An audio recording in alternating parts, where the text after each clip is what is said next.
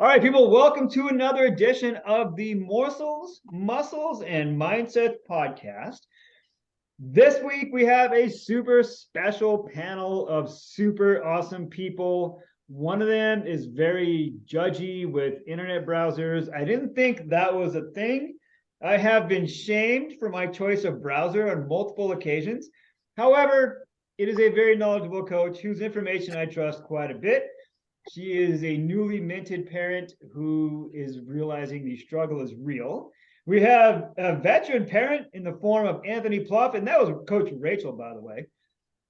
And he's a parent, he's a dad, he specializes in working with dads. We have Dorota Soto, who has one of the cutest Ewok impersonation canine creatures you will ever meet. I love the Ewok. And she made a head out of what, prosciutto and cheese for Halloween? Cheese and prosciutto, yeah. Yeah, for a party. It was super awesome. All right, so and then there's me. You guys know me by now. I'm probably already sick of my voice. Look at Rachel's like, oh my God, people still listen to this guy? No, Rachel, they all come for Melissa, who is on assignment, I think as they say in sports. She'll be back for the next one. And we're going to have some fun today. We're going to talk about the best ways for people to stick to their movement habits in the next 2 weeks, given that today is December 21st. We've got a big set of holidays coming up here pretty quick. And it's really easy to get derailed. So, Coach Rachel, I'm gonna pass the mic to you first because you have a history of breaking Anthony's podcast. I'm not gonna let that happen here. It was a positive. I think it was a positive break, is what I heard. But well, I heard that the ratings were so huge the servers couldn't handle the traffic of all the downloads, and it was just like, oh. So be prepared for all your new listeners after today. No, when they hear you, Anthony, and Dorota, they'll subscribe, and then when they hear my voice, they'll unsubscribe, and then when one of you talks again, they'll hit subscribe, and it'll be a whole thing. So you're a parent, you're busy, you're probably a little tired from time to time. What are you telling parents these days to stick to their fitness habits? Yeah, I think this time of year can be really hard because you are busy and the holiday parties and holiday gatherings and all of that fun stuff. So for me, it's more about just intentional movement than like formal workouts, So if you can't get to the gym or your classes like you normally would, I think the tendency is just like throw in the towel and say like, okay, well, I'm not going to do anything, as opposed to just doing something. So whether it's doing something at your house or it's going on like a really long walk or like a hike or something, like your workouts may look a little different this time of year, but that's okay. And I think it's just like leaning into the fact that it might not be as formal and structured as it was before, but just making sure that you fit something in, even if it's a 10-minute walk or something outside, to kind of keep the habit of moving, I think is more important too than just actually doing it, so you don't fall off the wagon completely, because if you stop completely, it's going to be much harder to get back going again. Yeah, agreed. Especially if you live in an area that doesn't have a lot of sunlight, it's just that much harder to get yourself going. Agreed. Anthony, what are you telling the dads that you work with to keep them on track? Yeah, so I try and really front load my weeks and kind of front load my days as well. I've kind of found like the earlier I get up and kind of get stuff done, the greater chance I'm going to actually get the workout in. I'm going to get the walk in. Like you said, it gets dark really early. Right now it gets dark like 5 o'clock. Tomorrow, the real feel here is going to be like -36. And so, yeah, we're got a pretty big storm. And so like, there's obviously those things like I'm probably not going to be going for a walk tomorrow. So like, I knew that going in. So just with like kind of your schedule, I look at the weather too. Now, obviously you can still go running, you can still go walking when it's raining and things like that. But you don't have to. And so if I can plan around that, I try and do that the most. I know that Saturday, Sunday, Christmas Eve, Christmas Day, probably not going to get a ton of stuff in. And so getting up early, getting that walk in, even like if you have a treadmill or something, that's even better when it's cold, it's dark outside. for moms listening, you don't want to be going outside, dads too, walking at 5 in the morning when it's dark, you got to worry about the safety concern there too. And so really just trying to kind of front load the days there. The more you can kind of get done early, you can obviously work out in the evenings, but I know for me, after I've put in a full day, the last thing I want to do is either go to the gym or just work out. I want to relax, spend time with the kids. And so the more you can get done early on in the day, the greater chance you'll kind of stay consistent with it. Agreed. Yeah, 100%. And that seems to be the key, right? The consistency and just doing something. So Dorota, what are you telling your folks there to do something, be consistent, don't freak out if you can't get your hour in and everything else like that? Yes, I agree with all of you guys said so far, but definitely coming to scheduling, even if it's going to be just like you said, instead of doing like a full 1 hour workout, what about if you can look at your calendar? Is there any like 10-minute, 15-minute time in the middle of the day or like in the beginning of the day that you can actually like put it in your calendar? I feel like the more, for me and for a lot of my clients, the more we kind of look ahead and plan those things inside the calendar, it's more likely that we're going to stick to it. And the other thing that I actually work a lot with pretty much all of my clients is asking them a question like, what do you really want to get out of that holiday season? Or like, how do you want to feel?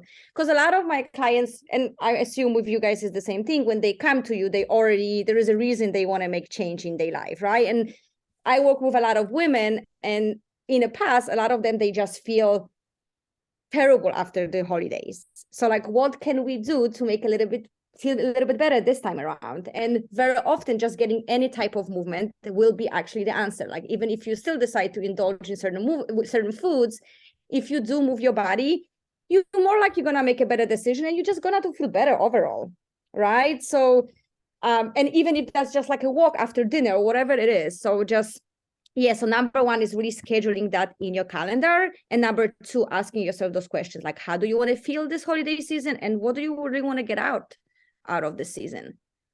Oh, I like that. So basically combine foresight with common sense, and then really it'll make your life easier because you won't have people freaking out that you then have to talk off the ledge to keep on track. Mm-hmm. Right? Yeah. Okay. Yeah. Okay. No, So Rachel, absolutely. what is one, let's call it 10 minutes, right? Somebody says, hey, Rachel, I got 10 minutes. I've got an exercise band with handles I can attach to something. Give me 10 minutes of movement. Go.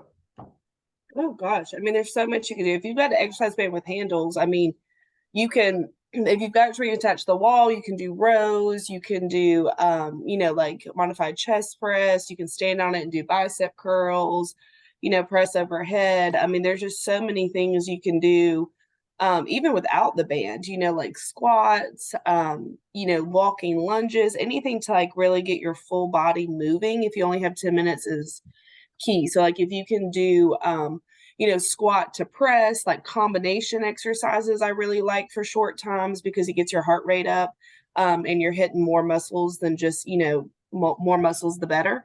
So that's my thing is like, and I love stuff for time. So if you only have 10 minutes, do like each exercise for like 45 seconds and then 30 seconds and see how many rounds you can get done within the 10 minutes. Push-ups, tricep dips, all kinds of stuff that you can do on furniture. You don't need any equipment. I mean, there's just planks, wall sits, all kinds of different things that, don't require anything. About 45 minutes. So basically here at home, and Rachel, you'll find this out, and Anthony, you probably already know it. We have the upstairs and the downstairs. The preferred mode of communication in this house is apparently an intercom system I didn't know we had, which is essentially screaming from one floor to the other one, hey, I know you're doing something really productive, but I need your attention this very second. Sounds about right. Yeah, it's coming, Rachel. It's coming. So, all right, cool. So I like that. It sounds like keep it simple. Do compound movements that use a lot of muscles, moving bones in a short amount of time. So Dorota, how would you take what Rachel said and then dial that in for somebody that you're training with? And let's say they only have a 15-pound dumbbell. I mean, it's exactly the same thing. I mean, you can literally do like a full body workout, even if you just have your body and if you don't have any dumbbells. But I would just focus on compound movement. And a lot of my clients, they already have the workouts that I give to them so they can, follow them. And if they don't have the entire time to finish the workout, I always tell them just continue with following the program. Just instead of doing like 4 sets of each exercise, just do like even 2 sets. So you're kind of cutting this whole workout into half. You're still using your whole body, you're still working your whole body, really focusing on those compound movements, and just cut it in half if you need to.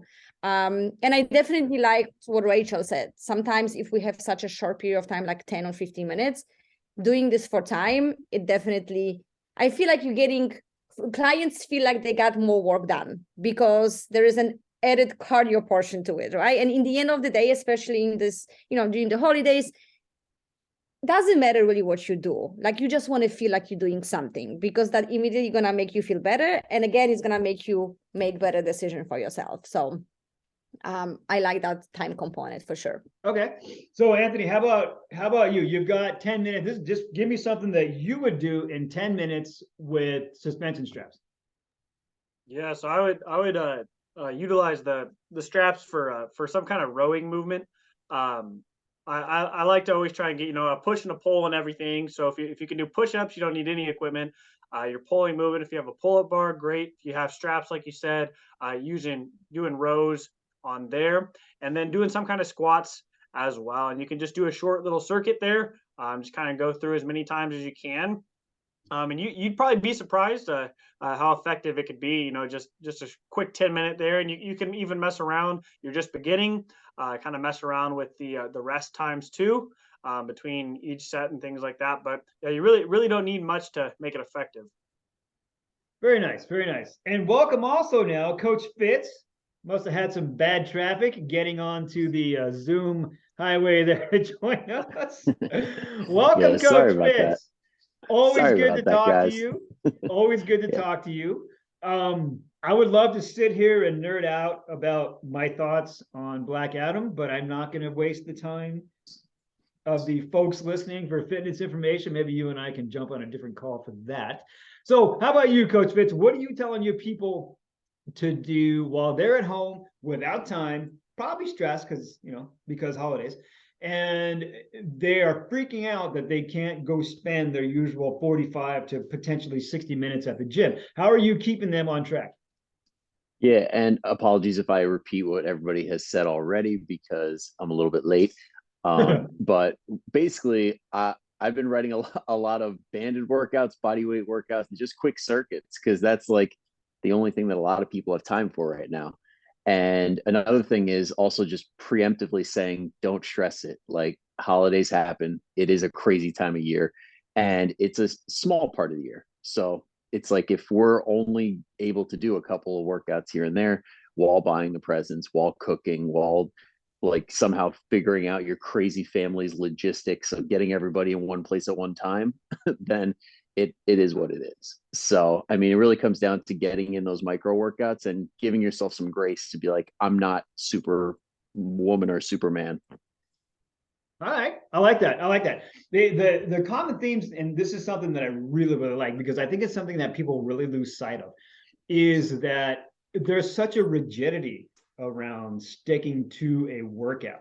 And I don't know how effective that is long term, because if you're super rigid about having to stick to your workout, then inevitably when things come up, kids aren't feeling well, you're not feeling well, stressors, I don't know, like Dan John says, your water heater breaks, you got to replace it, and you've got a big stressor that happens, you can't really add on that physical stress to the mental stress. So I really like the theme of be kind to yourself and just allow yourself to be human. I like that. That's good stuff. That is very good stuff. So let's get to the eating the big frog first here. What about nutrition?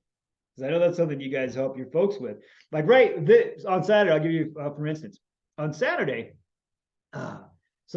we had some folks over because my mom made her a bon de gas meatball soup, which is just exquisite, if I can just tell you that right now. And somebody brought over multiple sleeves of those mint chocolate wafer cookies, you know, that are just awesome with coffee. And I had a couple twice, maybe 3 times. I may have had a first, fourth cookie. And at first I was freaking out about it. It's like, oh my God, I'm eating all this sugar. I'm going to feel horrible tomorrow. And then it was kind of like, well, it's all right, because how often do you do it? So when you're talking to your clients, and we'll kick this to you, Dorota, first, what do you tell them about, hey, you know what? It's okay to eat the things that taste good this time of year. Yeah, so obviously we're all going to be indulged in different things than we usually not indulge during the, regular time of the year. But what I always, first of all, yeah, don't stress about it. And second of all, what I always say to my clients, if you choosing to indulge something, and first of all, just make that decision rather than mindlessly picking up food. Like if you really enjoy this piece of cake that your mom's been doing your whole life and you're like waiting your whole year to eat that, go and enjoy it. Go and enjoy it and just like move on rather than dwelling on it. And I think the most important thing is just going into the holidays with, okay, I am actually going to have that cake, and this time I'm not going to stress about it, rather than promising yourself I'm not going to eat it, while we know in the end of the day, you're going to end up eating it. So just giving yourself that permission, that and accepting, like, this is the decision I'm making, and that's what's going to happen.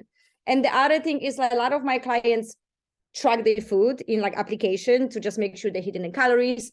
If on like Christmas Day, you decided you don't want to track your food and just being more leaning into more mindfully making decisions, then I always encourage my clients to do the same. Because that kind of always putting the extra pressure and stress on them that they have to put every single bite they had into the application. I was just like, just don't stress about it. Focus mindfully on what you're eating rather than trying to like really count every single calories during that day. I like that. That just says self-care, common sense, and then after that, another half cup of self-care. That's good. That's good. That's good. All right, Rachel, how about you? What are you telling people in terms of, hey, it's okay to eat the thing because the thing tastes good, and really, I mean, realistically, like, how much damage is somebody going to do to their nutrition habit, right, program, regiment, whatever, this time of year? I mean, if you go off the rails a couple days, couple times, does it really do that much damage?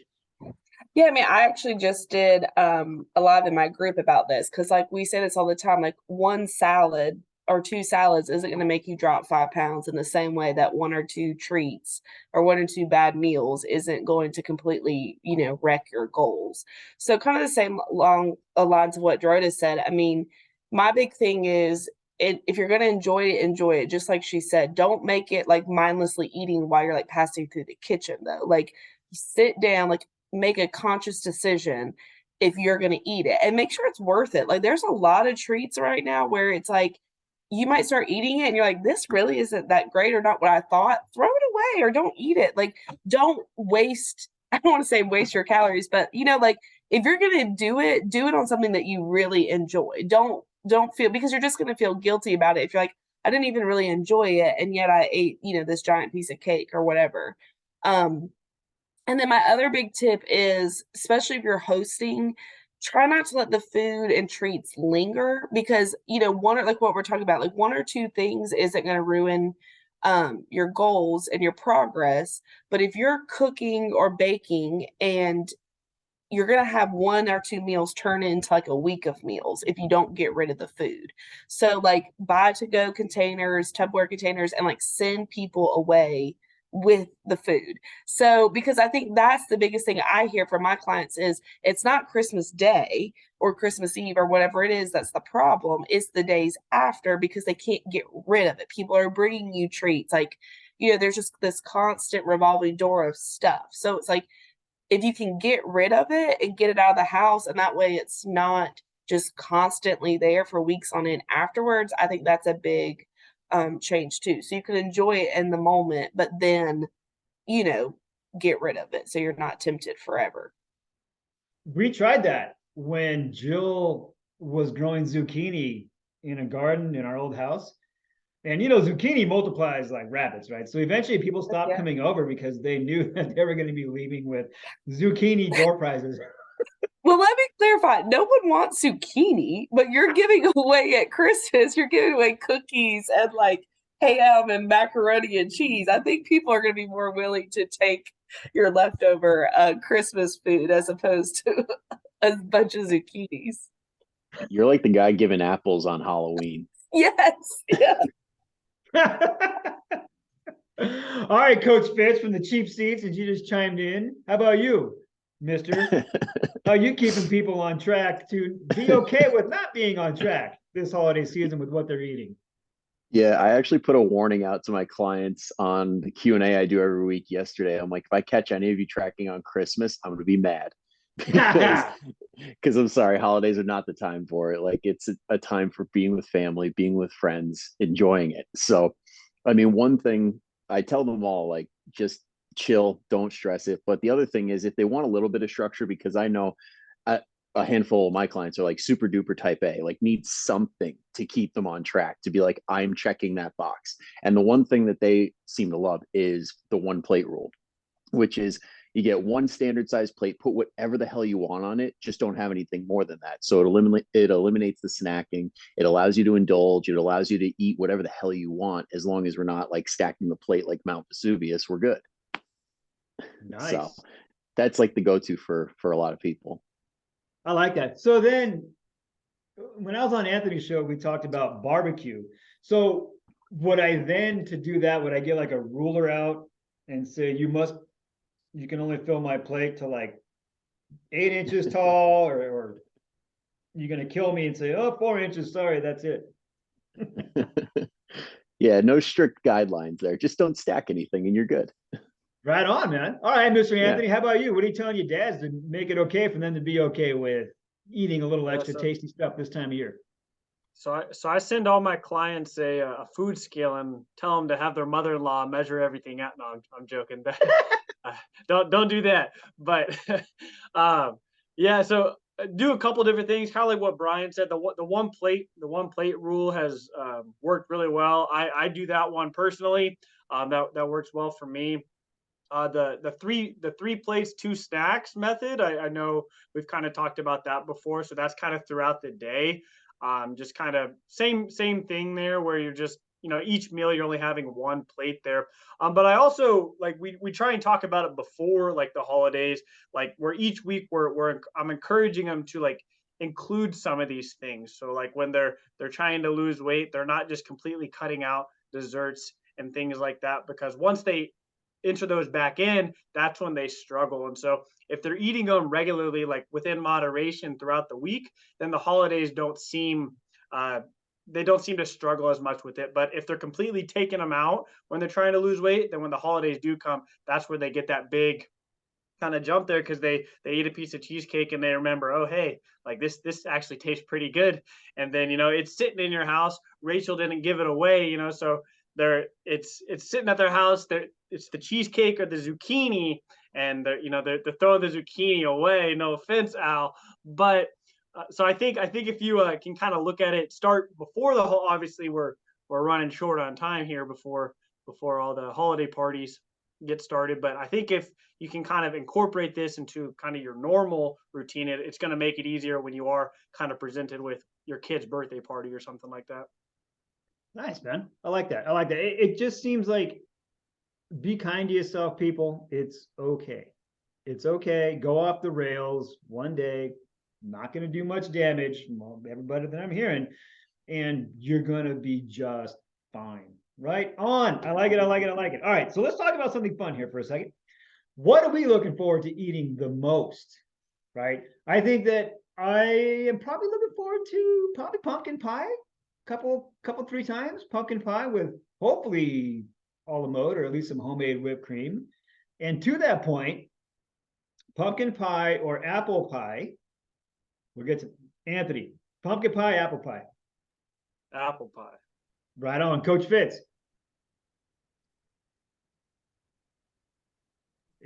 Agree. Apple pie. Apple pie. We got 2 apples and 1 pumpkin. Okay. Dorota, how about you? Apple pie all the way. Oh my God, I'm gonna get skunked here. Rachel, you help me, Rachel One Kenobi. You're my only hope. I'm pumpkin with you. I'm like appalled by Yeah. these apple pie Oh, people. I'm like, Are you what are, is this? are you guys This is zucchini apple bread pie. fans too? Is that your dessert of choice? Yeah, oh yeah. I just love a good slice of zucchini bread at the end It's of a actually loaf. pretty good, but we don't tell That is Alex. actually pretty good. It is Kidding. good, but it's not my dessert of choice. But no, I'm a pumpkin pie. Although I don't have it at Christmas. I mean, pumpkin to me is like more Thanksgiving. Um, but if I had to choose, I'm with you, Al. Got a kid. So can I deep fry my zucchini bread in chocolate? Is that cool? Does that work? Would people then want it or? They probably take it off your hands a little more than if you just gave them fresh zucchini every time they came over. Okay, fair enough, fair enough. Rachel, since we got you on the line right now, what's your favorite holiday movie? What holiday movie are you watching?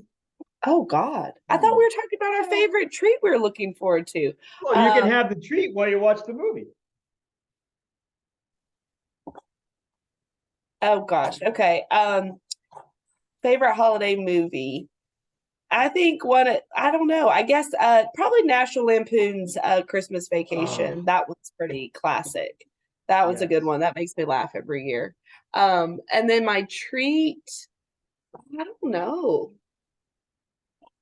I don't know. I'll have to think about that one longer. My mom makes some Hawaiian, like the Hawaiian ham slider sandwiches, Ooh, like the ham and Swiss cheese, and those are nice. always really good. So I mean, it's not necessarily a dessert, but I do look forward to those every year. Right on. Anthony, favorite holiday movie and what treat are you eating while you watch it? Oh no, I'll probably say Elf is up there. The kids are starting to like that one now too, so that's fun to watch it with them. Home Alone, The Grinch, those are always good ones.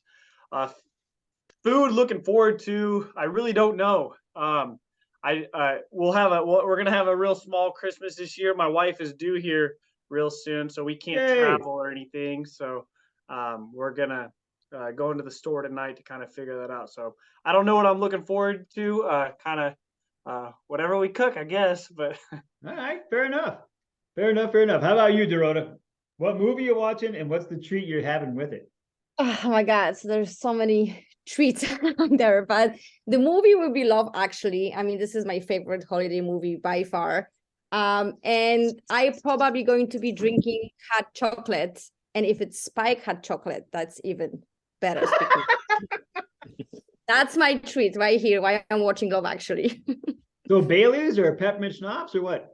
Oh no, I like to, oh my God, you can, whatever I have, either rum or bourbon, even like making Mexican hot chocolate. That's a good one with a little bit tequila. If you never tried it, it's really good. All right, people. Well, there you go. If you want to have the best time watching your favorite movie, Dorota is the person you want to hang out with. All right, what are you watching when you're having your beverage there? Love Actually, that's my movie. Yep. A lot of people like that one. A lot of people like that one. All right. So Coach Fitz, how about, well, real quick, Brian, before we get too far along, given that the both of us are nerds beyond nerddom, is Batman Returns a Christmas movie? It's kind of in like that Die Hard category. It's a yes and a no. It's a yes and a no. But yeah, I'd have to say yes. I'd have to say yes. Good man. Good man. Okay, so what's the movie you're watching and what's the holiday treat you're having while you watch it? Yeah, it's always a tie between Elf and Jim Carrey's The Grinch. Oh, okay. So, yeah, just because we quote The Grinch pretty much year round. Because I mean, I don't know who doesn't look at their wardrobe and go like, "What will I wear?" But yeah, I'll be munching on any type of cookie. Like I'm a cookie fiend, so any Nice. sugar cookie, chocolate chip, anything like that. Oh, right on, man. Right on, right on. All right, cool. Cool. Well, I don't know. I think for me, it probably have to be Christmas Vacation, just because Uncle Eddie is just, I mean, how could you not like Uncle Eddie? And plus, the other day, one of the cats was eating or trying to the lights on the Christmas tree. And how could you not think of the scene? It's that smell that fried pussycat, right? You can't see your cat eat the stupid cats. My good. The light without thinking about that. And anyway, yeah, definitely. Although a close second for me, and this isn't necessarily a Christmas movie, but I think it came out at Christmas Day in 1992, 3. Batman Mask of the Phantasm. So to me, that's kind of a holiday movie because I'm a nerd, and right there you go. And for the treat, gosh, I would probably go with Oreos and milk. But not just milk, though. I want a glass of whole whipping cream because if you, oh, yeah, if you, that's right, Dorota and Rachel, like, oh my God, what is wrong with this guy? Because if you're going to go big, right? Don't screw around.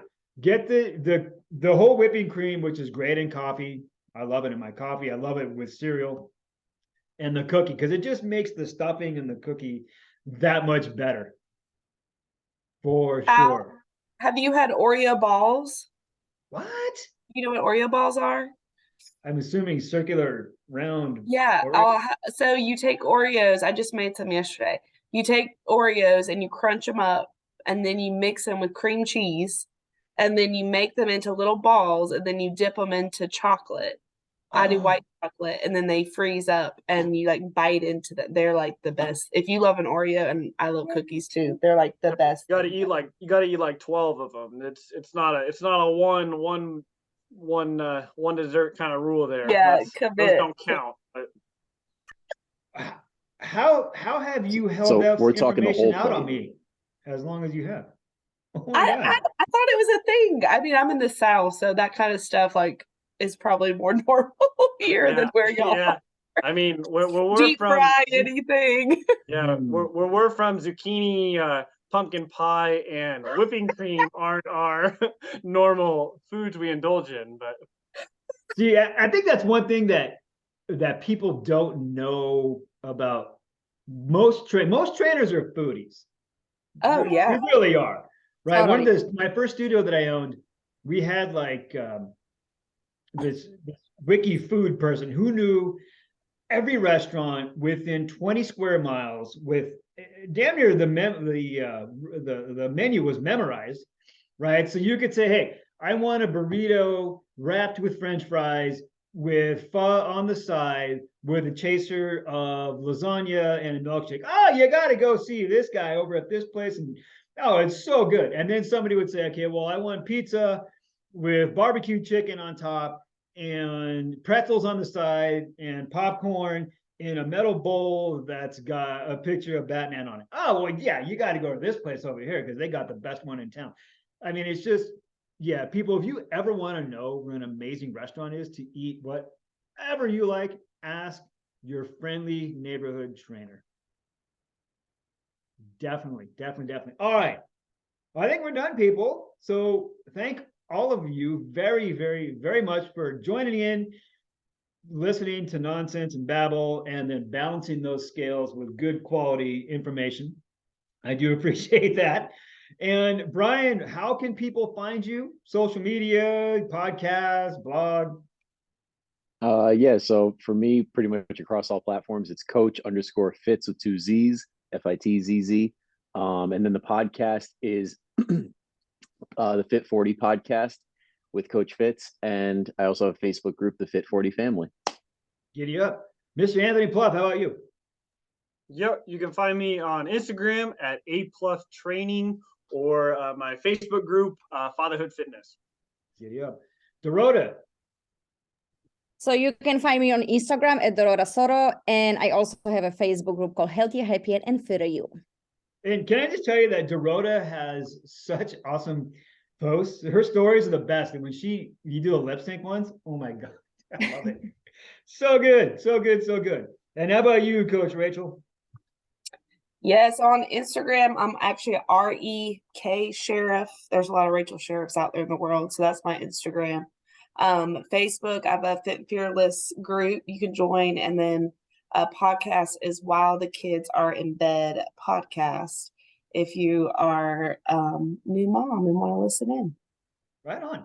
And then with me at Do You Integrate across all the platforms there, and the Sarcastically Fit Caffeine Cave Facebook group. We talk about fitness, and the coffee memes alone are worth coming to see it. All right, people, thank you all so much for joining. I really appreciate it. Like, subscribe, pass this along, because we have a lot of really good information to help you get through your holidays today. And that's it. Have a super awesome week, everybody.